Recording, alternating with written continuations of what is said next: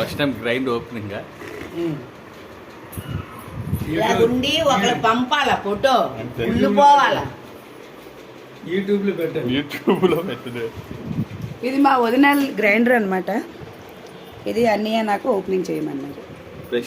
Prestige మా ఆడపిల్లల తర్వాతే అది.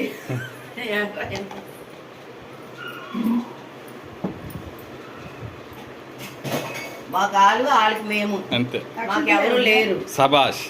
అది అక్షంతలు అన్ని కొనాలి లక్ష్మి. చిన్న బియ్యం ఇవ్వండి.